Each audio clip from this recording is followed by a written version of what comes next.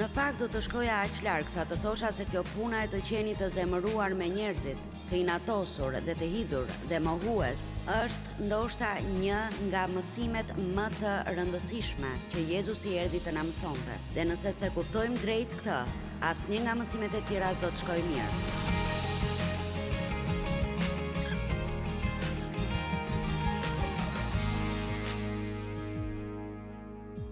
Ju flisni në lidhje me rritjen e fuqisë në jetën tuaj, ndaj filloni të jetoni të lirë nga zemërimi dhe shihni atë që Perëndia bën për ju. E dini pse ai do t'ju nderojë, sepse ai e di se është e vështirë. Por nëse prisni që ai të jetë akmarrësi juaj, njerëzit kurrë do t'ja hedhin kur ju lëndojnë. Perëndia gjithmonë do ta kthejë situatën e do t'ju shpërblej, por vetëm nëse e bëjmë sipas mënyrës së tij. Tek Hebrejve 12:15 thuhet, duke u kujdesur fort që askush të mos mbetet pa hirin e Perëndisë dhe të mos mbi ndonjë rënje hidhur, i djegur, por jo i hidhur. Kështu ai në fakt po thot këtu, se është puna jon si vëllezër dhe motra në Krishtin, që të kujdesemi për njëri tjetrin në këtë zonë, dhe ne duhet të jemi aq të mençur me miqtë tanë dhe me njerëzit sa që kur jemi duke pirë një kafe me dikë dhe ai po na tregon në lidhje me atë që i ka bërë dikush dhe se sa i shqetësuar është, të mos bijem dakord me të e të bëhemi palë me të. Duhet ta bëjmë atë të kuptojë se është humbje kohe për të dhe për Perëndinë dhe në asnjë mënyrë dhe në asnjë formë nuk do ta zgjidh problemin. Për ndryshe, e dini çfarë ndodh? Ajo që ai po ju thot futet brenda jush. Dhe pa pritur ju nuk e pëlqeni me atë person që në fakt ju ka bërë asgjë.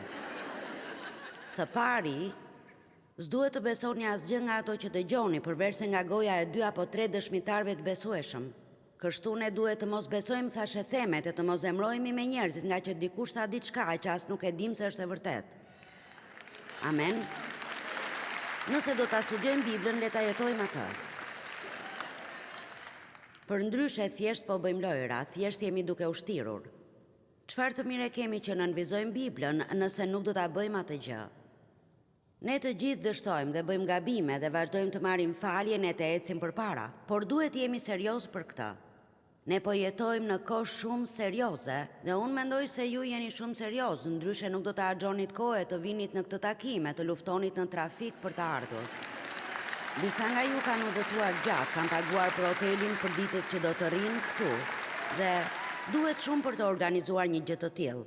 Vërtet, ne sollëm 50 njerëz me vete, 7 maune të mbushura plot, po them duhet një ditë për të rregulluar këtë sallë. Kjo është punë shumë serioze. Perëndia shkon në ekstrem për të çuar fjalën njerëzve të tij dhe ky s'është thjesht një takim.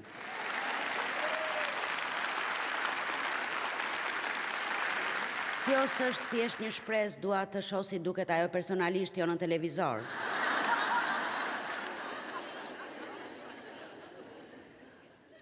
Mund të më bëni sa foto të doni, nuk hap se të vini këtu për ta bërë këtë, por ju lutem më dëgjoni në këtë takim. Unë mendoj se kjo është një fjalë nga Perëndia për jetën tuaj dhe kjo mund ta ndryshojë rrënjësisht jetën tuaj nëse do ta kuptoni këtë. Për disa nga ju ky është një takim aktual hyjnor.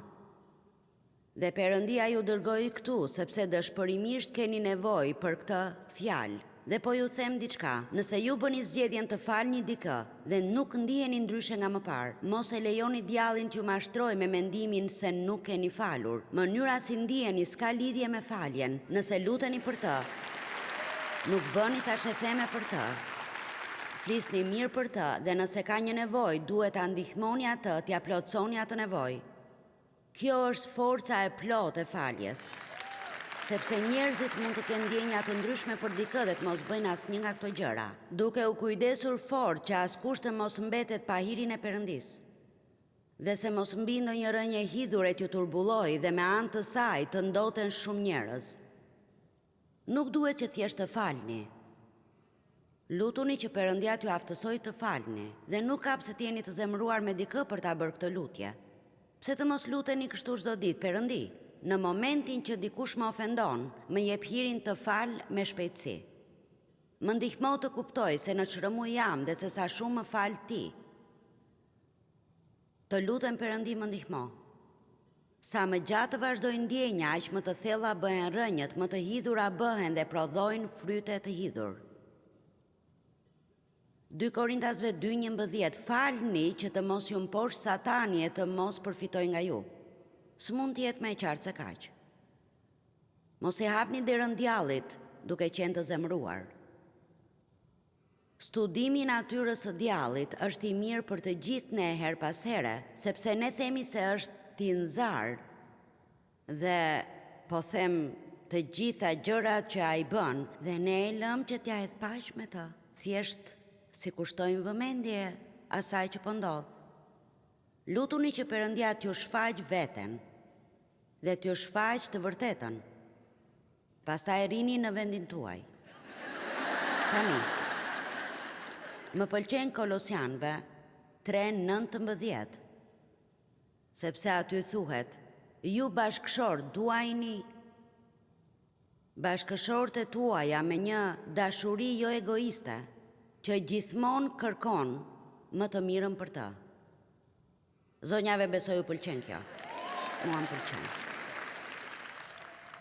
Ju bashkëshorë duajini bashkëshorët e tuaja dhe mos u bëni të ashpër ndaj tyre për shkak të përgjegjësive të martesës. Po meditoja mbi këtë dhe mendova cili është kuptimi i vërtet. Së pari, mendoj se njëjta gjë vlen dhe për gratë, por ndodh që këtu flitet për burrat. Dhe unë e kam më mirë të flas për burrat dhe me që jam unë në platformë, këtë do të bëjmë. Në rregull, ndoshta ajo nuk i ka plotësuar gjithë pritshmëritë e tij. Mendoj se nuk është ajo që njerëzit bëjnë që na shqetëson më shumë se sa ajo që presim të bëjnë.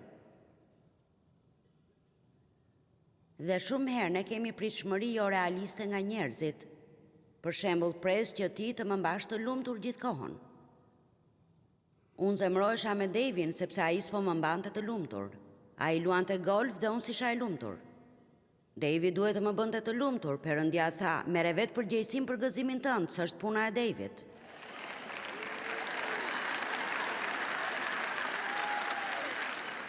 A nuk e shihni se kjo mund të çliroj shumë gra? Jo, ndoshta, edhe mundet. Forca, apo prisni që dikush tjetër t'ju mbajë të lumtur gjithkohon? Kjo është një pritshmëri jo realiste dhe do të përfundoni të hidhura për diçka që Perëndia s'do t'ju e jap kurrë, sepse ai nuk do që ju të vareni nga të tjerët për gëzimin tuaj, do që të vareni prej tij.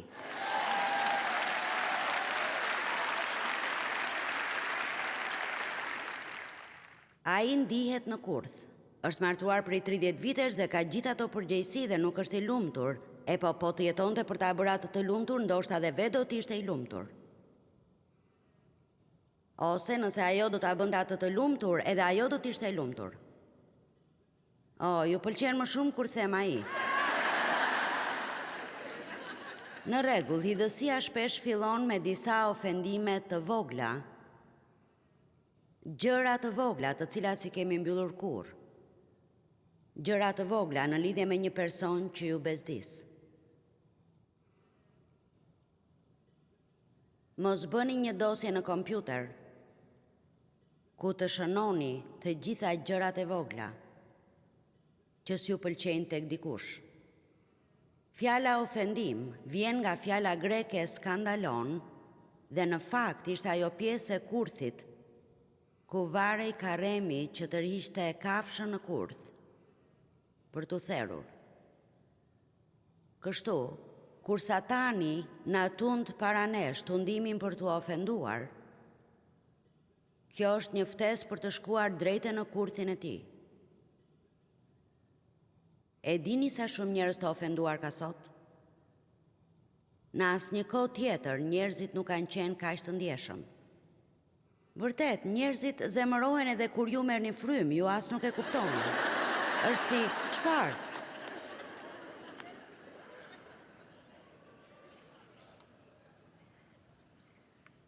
Pali tha se A i vërtet punonte me Perëndin të sigurojë që zemra e tij të mos mbante ofendim ndaj Perëndisë dhe njeriut. Dhe kjo është diçka me të cilën mund të merremi çdo ditë në lutjet tona. Perëndia, jam i zemëruar me dikë, nëse jam ma trego. A nuk e kam falur plotësisht atë person? A kam ofendim në zemër? Sa më e mirë mendoni se do t'ishte dita juaj, sikur të merreshit me këtë herët në mëngjes e të luteshit. Forca. Mateu kapitulli 24 është një kapitull në Bibël për shenjat e fundit të korave. Dhe shohim gjithë këto luftra, fjalë për luftra, krizurie, tërmete dhe gjithë këto gjëra të ndryshme, por ka dy vargje, vargu 10 dhe 12, të cilëve nuk mendoj se u kushtojmë shumë vëmendje, dhe janë gjithashtu shenjat të fundit të korave. Vargu 10 thot, atëherë shumë do të skandalizohen. Ata do të pengohen dhe do të bien.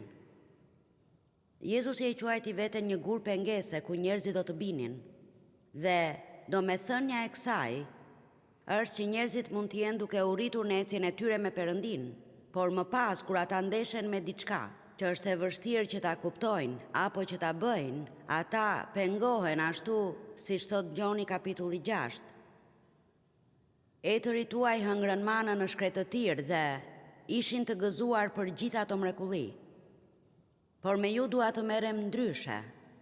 Unë dua që ju të më besoni, hani trupin tim dhe pini gjakun tim, dhe ata thanë, po largohemi prej këtej. Dhe në fakt thuhet se shumë prej tyre u kthyen tek shoqëritë e tyre të vjetra. Nuk ndenjen agjatë sa ai të mësonte domethënien e vërtet. Kështu që u penguan, kur ne ofendohemi, nuk mund të rritemi më. A e kuptoni këtë? Kur jeni të zemëruar, nuk rriteni frymërisht. Kur jeni të ofenduar, mund të shkoni në kirkë 6 herë në javë, por nuk rriteni frymërisht. Ju mund të dëgjoni shumë gjëra të mira, por s'mund t'i mbani ato brenda jush, sepse kjo është një çështje shumë e rëndësishme. Në fakt do të shkoja aq larg sa të thosha se kjo puna e të qenit të zemëruar me njerëzit, të inatosur dhe të hidhur dhe mohues, është ndoshta një nga mësimet më të rëndësishme që Jezusi erdhi të na mësonte. Dhe nëse se kuptojmë drejt këtë, asnjë nga mësimet e tjera s'do të shkojë mirë. Amen.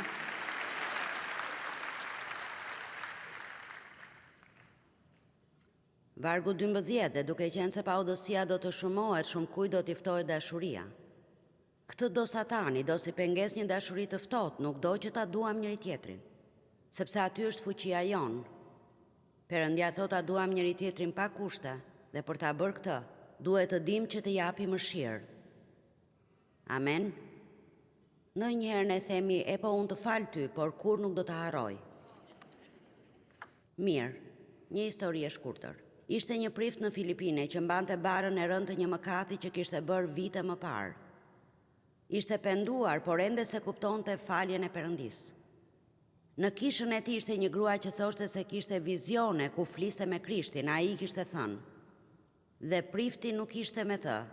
Kështu që ai ishte skeptik, por që ta testonte, ai i tha, e po kur të flasësh prap me Krishtin, dua ta pyesësh se çfarë mëkati bëri prifti kur ishte në kolegjin biblik. Gruaja ra dakord ta bënte. Disa ditë më pas prifti e pyeti, a erdhi Krishti të takonte në ëndër? Po erdhi, tha ajo, dhe a e pyete se çfarë mëkati kam bërë unë kur isha në kolegjin biblik? Po e pyeta. Dhe çfarë të tha ai? Ai tha, nuk e mbaj mend.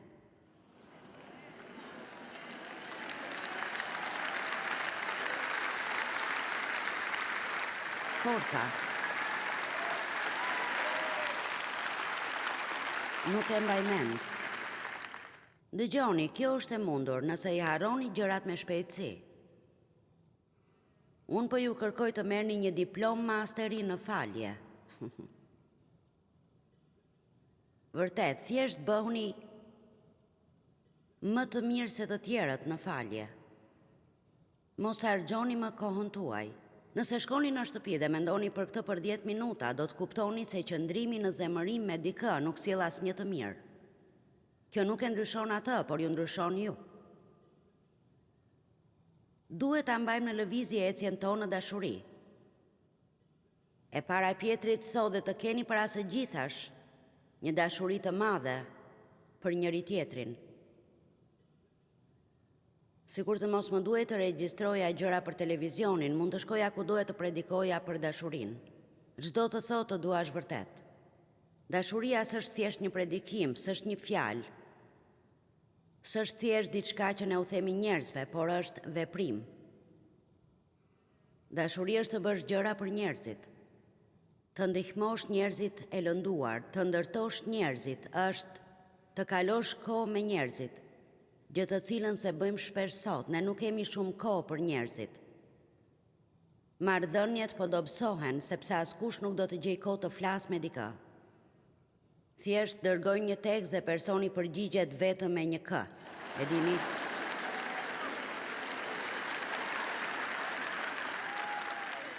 Ndoshta ju s'do të merrni ndonjë mesazh nga unë, por nëse ju dërgoj një tekst, mos më dërgoni një tjetër të shkruar vetëm k. Po them, nëse ju jeni shumë dembel të thoni okej.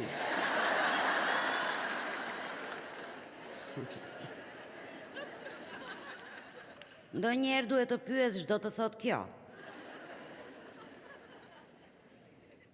A jeni dakord? Tani nxitoj më shumë sa shkruar dot një fjali të plot. Dhe të keni para së gjithash një dashuri të madhe për njëri tjetrin, sepse dashuria do të mbuloj një shumicë mëkatesh. Ajo e ka përcen egoizmin dhe keqdashësinë dhe kërkon më të mirën për njerëzit e tjerë. Ka një version të përditësuar të Biblës së amplifikuar që unë e përdor dhe aty përdoret kjo fjali: dashuria pa egoizëm kërkon më të mirën për njerëzit e tjerë. Dashuria derdhet gjerësisht në zemrën tonë nga fryma e shenjtë, por ne ose mund ta mbajmë në lëvizje, ose mund ta lëmë të ftohet. Dhe kjo ka qenë shumë e rëndësishme për mua këto 15 vitet e fundit dhe e ndaj në shumë mesazhe dhe nuk kam ndërmend të ndalem. Për ta mbajtur dashurinë në lëvizje, ka disa gjëra që duhet të bëni. Kërkojini Perëndis çdo ditë se ç'mund të bëni për dikë tjetër. Mos prisni për 3 profeci dhe 2 trumpeta dhe për ndonjë shfaqje të ëngjëjve. Tani Perëndi, nëse ti vërtet do që unë ta ndihmoj atë. Perëndi, po them, nëse vërtet dëshiron. Dëgjoni se çfarë njerëzit thonë se ka nevojë dhe sigurojuani. Mos i kërkoni Perëndis të bëj për njerëzit gjëra që ju mund t'i bëni, por nuk doni. Perëndi Mabel i është pas me pagesën e qeras. E po sikur t'i japësh $100 nga xhepi yt e ta ndihmosh. E po, unë kam plane për parat e mia. Forca, është e vërtet kjo? Është shumë e vërtet. Dhe dini çfarë, mënyra e vetme që e di këtë është se duhet ta merrja këtë nga Perëndia përpara se t'ja thosha dikujt tjetër. Nuk po ja drejtoj gishtin askujt. Kështu më mor Perëndia me mua disa nga gjërat që ai më mësoi dhe unë thjesht po ju lë që të hani në një pjatë me mua. Lini më njanë një shumë parash çdo muaj, përveç atyre që jepni rregullisht. Forca po ju jap një detyrë shtëpie. Lini më njanë çdo ditë një shumë parash përveç atyre që jepni rregullisht dhe nuk do t'jenë para nga të cilat do t'ju hiqen taksat. E dini, këto do t'jenë para vetëm për të bekuar njerëzit. Mund t'jetë dikush që është i varfër, por jo patjetër. Fakti që dikush është i pasur s'do të thosë se s'duhet të bekohet. Vërtet, edhe njeriu më i pasur që njihni ka nevojë të bekohet më shumë nga kushdo tjetër që njihni. Sepse kur njerëzit kanë shumë, të tjerët gjithmonë janë duke kërkuar diçka prej tyre dhe askush nuk mendon që t'u jap atyre. Forca, kam të drejtë? Kërkoni mundësi për të qenë bekim. Po them të jini të vendosur. Thoni s'do të lejoj që qoftë edhe një ditë e jetës ime të kaloj pa bekuar dikë tjetër. Çdo ditë, unë nuk arrit ta bëj këtë çdo ditë, por çdo ditë përpiqem t'i jap dikujt diçka që e kam në dollap.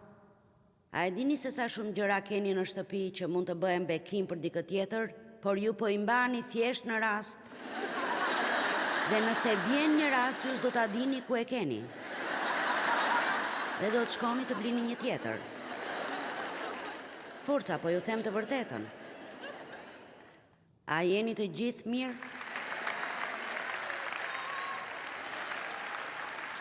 Galatasve 6:10, tu bëjmë të mirën të gjithëve, por në radhë të parë atyre në familjen e besimit. Tani, ja se çfarë dua të them si përmbledhje. Në vend që t'jeni të zemruar, të hidhur, të ofenduar dhe të inatosur, madje dhe të inatosur në fshehtësi. Unë të dua me dashurinë e Zotit, por sa herë të shoh ty ndihem. Forca, dua t'ju shoh ta bëni këtë. Unë e bëj më mirë se sa ju. E dini, është një ndjenjë që kemi, apo jo? Sikur themi...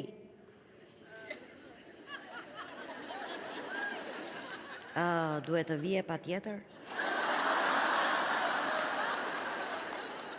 Nuk do të vija në këtë fest, po ta kisha ditur që ti do t'ishe këtu. Por sigurisht që nuk do t'ulem afër teje.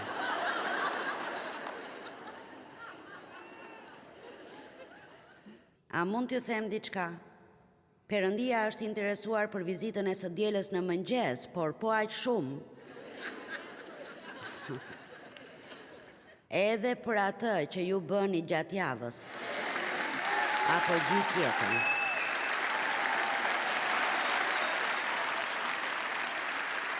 Jam e sigurt se ai është krenar për ju që keni lënë diçka për të qenë këtu sot, por sinqerisht e keni harxuar kohën tuaj kot, nëse do të dilni prej këtej dhe nuk do t'i vini këto parime në praktik.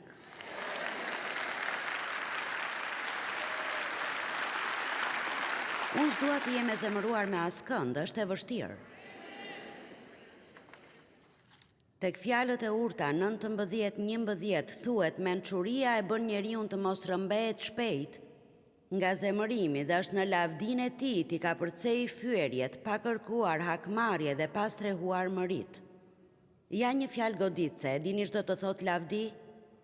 Është në lavdi të tij t'i ka përcej fyerjet, do të thotë të manifestoj shkëlqyeshmërinë e Perëndisë.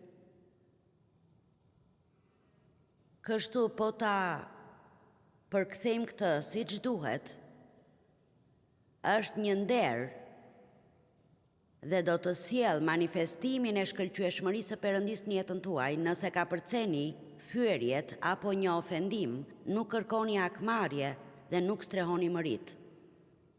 Po prisni që Perëndia të bëjë diçka të madhe për ju? Sa nga ju po presin që Perëndia të bëjë diçka të madhe për ta? Po ju them, a doni një favor të madh? Mirë, unë po, por e dini, kur s'do ta kem nëse nuk çlirohem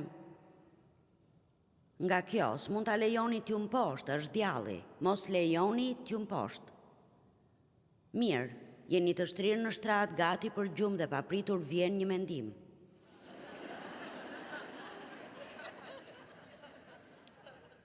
Her pas here, mua më duket sikur e kam kokën bosh dhe...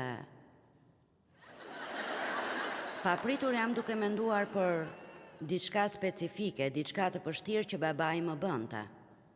Dhe e dini çfarë bëj? Unë them jo. Forca, hapni gojën dhe kthejani fjalën djallit. Thjesht thoni jo. S'do të shkoj atje. Ka një vend që quhet atje dhe ju keni jetuar atje, por nuk ka përse të ktheheni përsëri.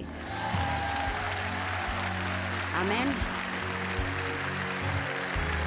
Luftoni për jetën tuaj. Le të mësojmë t'i bëjmë gjërat sipas rrugëve të Zotit, dhe kjo do të thotë jetojmë të lirë nga zemërimi dhe ofendimi dhe të ecim në faljen që Perëndia na ofron, por edhe t'ua japim atë njerëzve të tjerë. Kur e bëjmë këtë, nëse dikush na ka lënduar, Perëndia do të akmerret për ne.